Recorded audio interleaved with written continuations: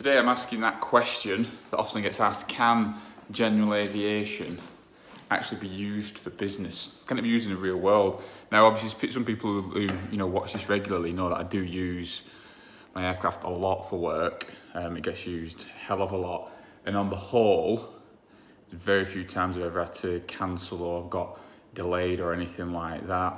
Few exceptions over the last 7 years, but very few. Now, obviously, one of the reasons for that is the aircraft that I generally use is a Cirrus SR22 Turbo, which has full de-icing. You can go in pretty much most weather. So this obviously can't be compared to, a PA-28 or something like using like an old plane. Because a lot of people fly around in old aircraft that are from like 1970s, if not older. And of course, they're not necessarily set up for bad weather. Now, it is a January morning. It is 8:20. It's quite low fog, so what the plan is today is I've got a business meeting. I'm going to a trade show in Düsseldorf. So the plan today is to fly from Blackpool to East Midlands to pick up a couple of passengers, a couple of friends that are coming with us, some business colleagues that are coming with us, and then go from East Midlands to Düsseldorf. Now, I was going to fly VFR to East Midlands, but the cloud base is down to 400 feet, which means the clouds are pretty low. For non-aviation people watching this, because it's for both people, this video, it means the clouds are pretty low at East Midlands, which means that I've got to do an instrument approach there. So an ILS approach, which means I can use the onboard avionics and everything like that to actually get me down. So we're going to do an IFR flight plan, which means it's all instrument rules the whole way there, which makes it easier for me. It's also a bit safer. So that's the plan now, and let's see if we can do it.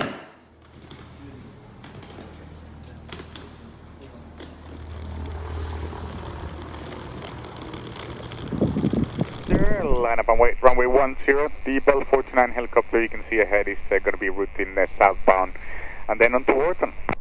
Roger, yeah, visual with the helicopter. Line up runway 10, North Charlie. Take off runway 10, North Charlie. And let's go. Let's do it. We've not taken off from this side before. We're not taking off this way. No. It's not often you have to use this way. Depends on winds. So funny things, we're actually heading the right way going this way, but they're going to make us go back on ourselves. Really? Just to join controlled airspace, yeah, it's a bit of a faff.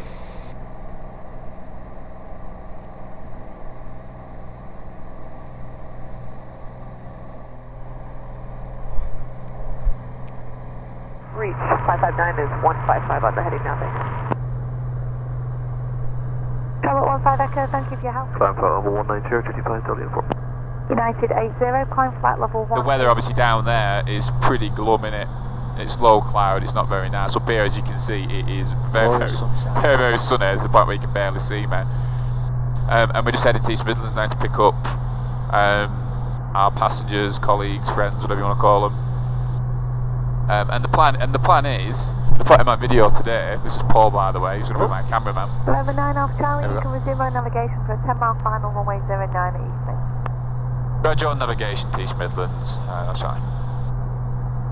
So it's going to be runway 09, that's...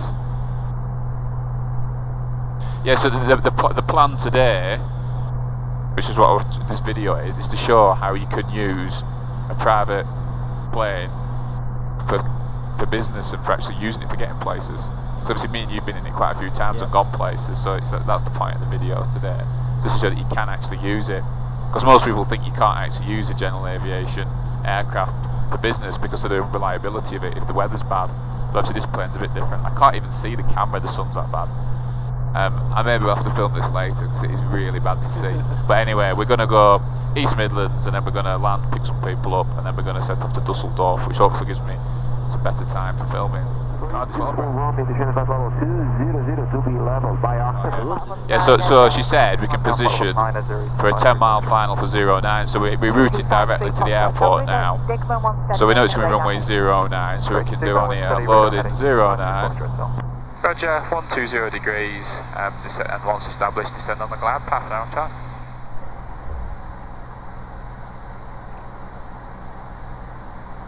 And that's us going into muck again.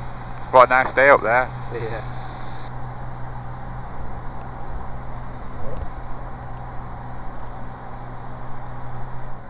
This is the freaky bit now, because you know you're coming down now and you can't see nothing. God, yeah, 1500 feet as well. You know you're approaching. This is it. If you're in Ben's plane now, I wouldn't feel happy now. No, with this you know, because you can sort of see. This is yeah. giving you. Well, you know that it's got the land calculated, hasn't it? Yeah. And it knows everything, doesn't it? Pretty much. Yeah.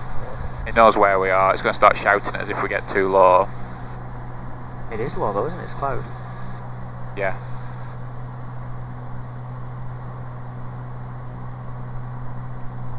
We're going to put flaps in. Oh, there you go. There we go. What a lovely And day. then in a minute or two we should start to sit runway. Oh, we're going to have a Silverstone. Oh yeah.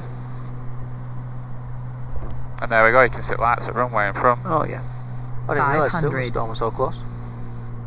I'm assuming it's Silverstone. No, I can't. Is it? Is it? It might not be. I don't know. I wouldn't know. It could be though. It's grandstand there. Seems an unusual circuit street. Minimums.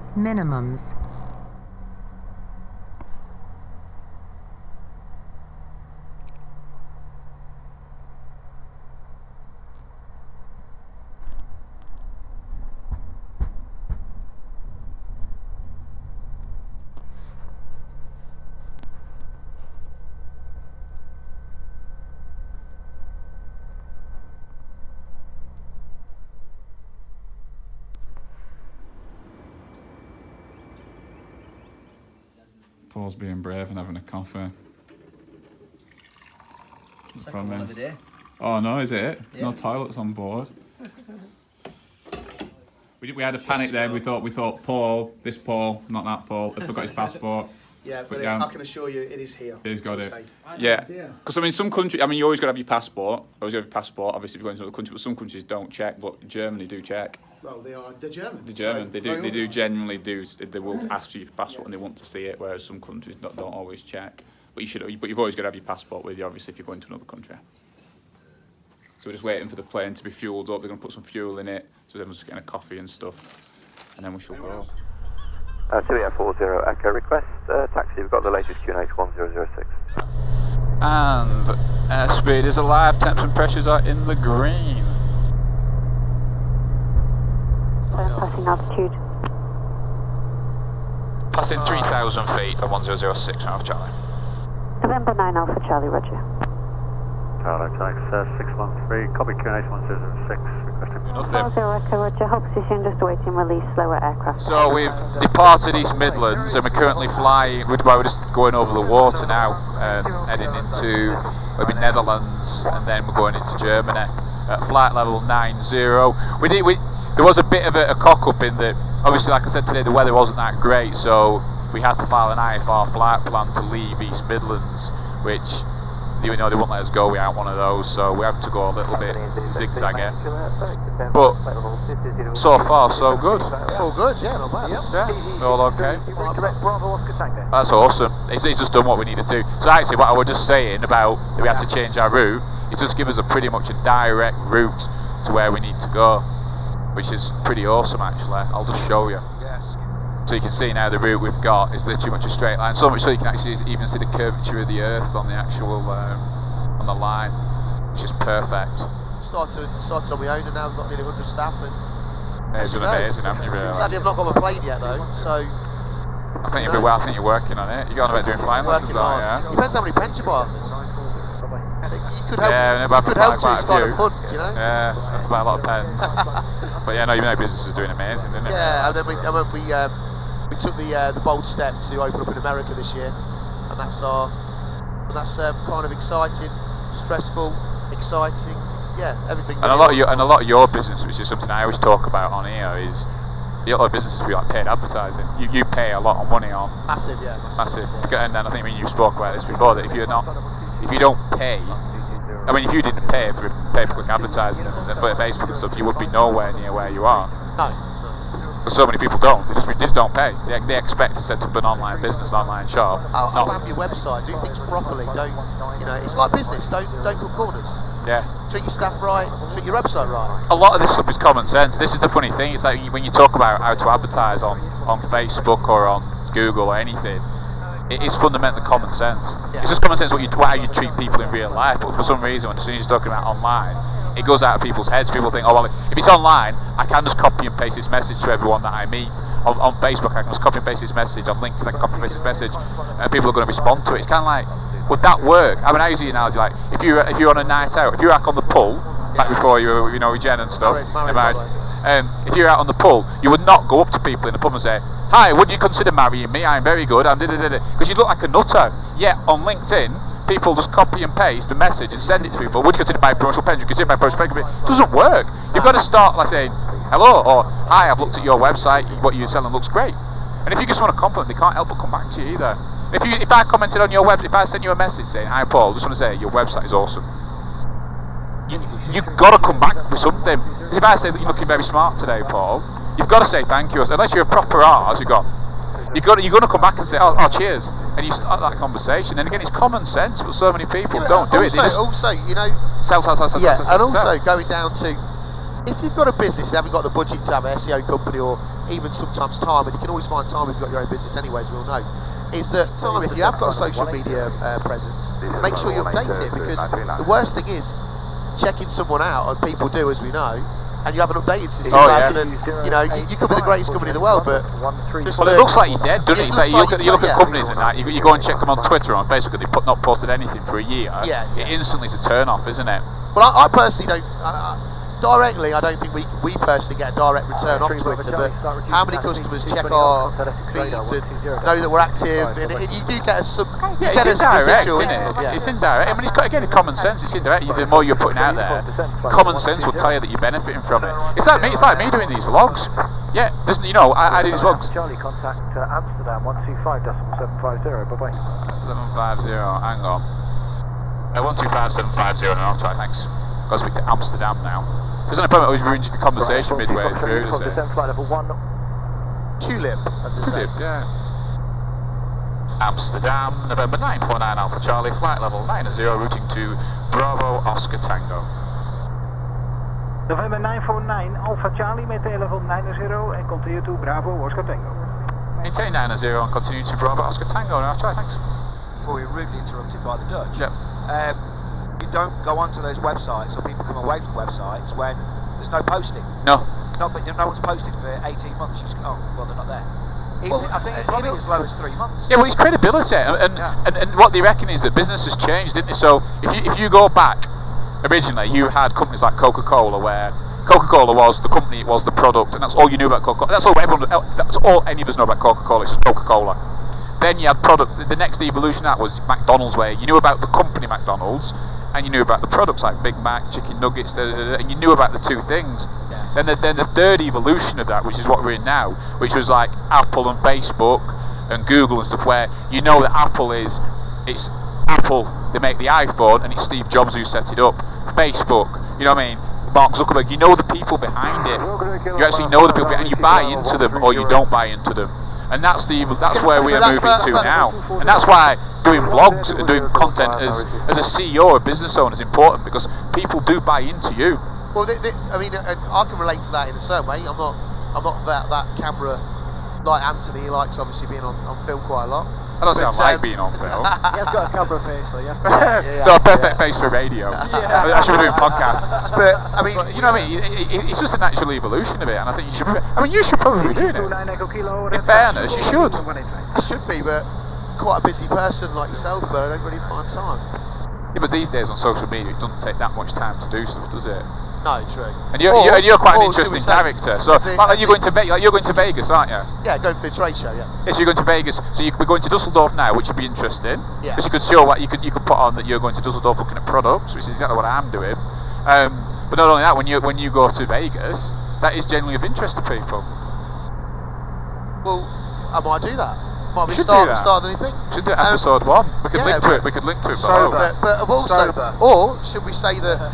The guy behind, operations Chris. Director there, he should be doing it, maybe. Who knows? Yeah, but people buy into you. I think the issue is that people do buy into the owner of the business. The scariest thing about doing this is you put yourself out there, which isn't nice.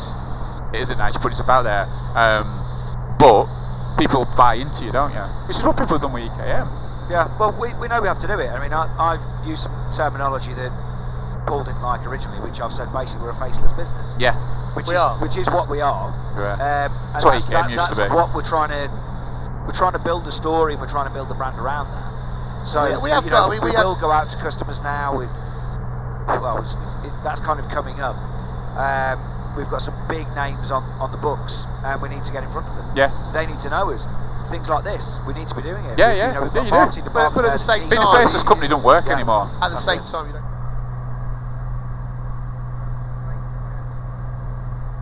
Ja, noch ein bisschen verlassen, halte dann vor der Südbahn, Charlie 8. Charlie 8, ich rufe zurück. Ist korrekt. That's what I was told. I don't fancy doing his job, stood in front of a propeller like that. One slip on the foot.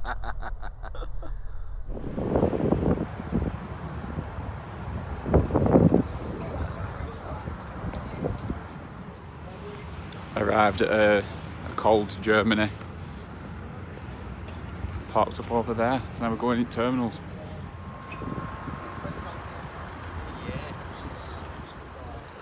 So the flight was 2 hours. Like I said, it should have been about an hour and 30 minutes, but because of the IFR flight plan and we got routed down a little bit, it did take 2 hours, so a little bit longer than what we were hoping for.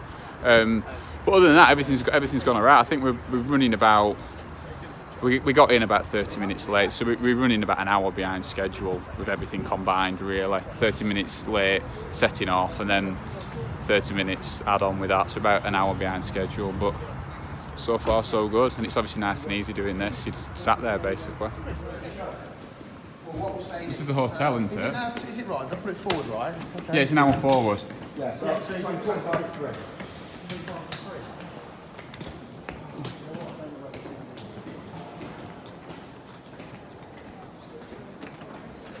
What was the next one? I emailed him on a Sunday. He replied, everyone replied. He replied, came and goes, I got the email. He replied in the morning on the Monday. I said, no, I need to chat, mate. Yeah. He was stopping the extra waiting fuel costs, so I'm sorry about that, you know. So. Well, have I got a fuel surcharge? Yeah.